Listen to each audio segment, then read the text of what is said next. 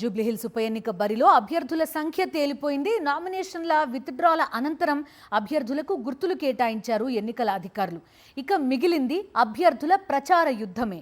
జూబ్లీహిల్స్ ఉప ఎన్నికల్లో అభ్యర్థుల సంఖ్య తేలిపోయింది. పోటీలో అభ్యర్థుల సంఖ్య డబుల్ సెంచరీ దాటుతుందనుకుంటే చివరికి 58 మందిగా తేలింది. మొదటి నుండి జూబ్లీహిల్స్ ఉప ఎన్నికల్లో భారీగా నామినేషన్లు దాఖలవుతాయని హైప్ క్రియేట్ అయింది.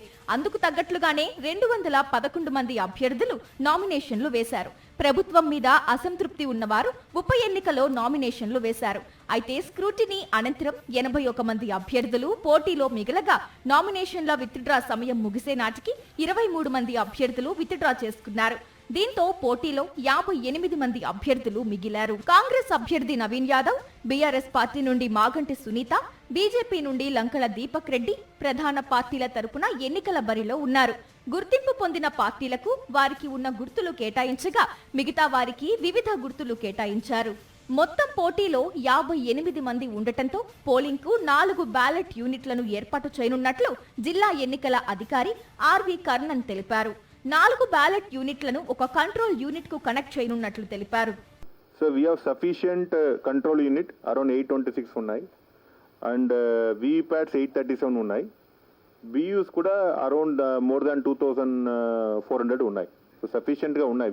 ఎక్కడెక్కడ మనకు BUs ఉన్నాయి ఆల్రెడీ వీ హావ్ డూయింగ్ దానికి కావాలన్న ప్రొసీజర్స్ అన్ని ఎలక్షన్ కమిషన్ గైడ్లైన్స్ ప్రకారం చేస్తున్నాం. ఎన్నికల సంఘం ఆధ్వర్యంలో ఓటర్లకు పోలింగ్ స్లిప్స్ అందజేస్తామని, ఎవరైనా రాజకీయ పార్టీలు పోలింగ్ స్లిప్స్ పంచితే కేసులు నమోదు చేస్తామన్నారు జిల్లా ఎన్నికల అధికారి కర్ణన్. ఓటర్లు గుర్తింపు పొందిన ఐడి కార్డు చూపించి ఓటు వేయాలన్నారు. ప్రజలు భారీగా ఓటింగ్ లో పాల్గొనాలని కర్ణన్ విజ్ఞప్తి చేశారు. The two things we want to tell you, like మీరు అడిగిన ప్రకారం it is a really alarm trend of percentage of voter percentage in especially in Hyderabad చాలా లో ఉంటాయి. సో దానికోసం మీరు ముందు నుంచే వీఆర్ ప్రమోటింగ్ ఎక్కువ సంఖ్యలో వచ్చి ఓటు వేయాలని ప్రమోట్ చేస్తున్నాం. అది ఒకటి. స్వీప్ యాక్టివిటీస్ ద్వారా చేస్తున్నాం. జూబ్లీహిల్స్ ఉప ఎన్నికను ప్రధాన పార్టీలు ప్రతిష్టాత్మకంగా తీసుకున్నాయి.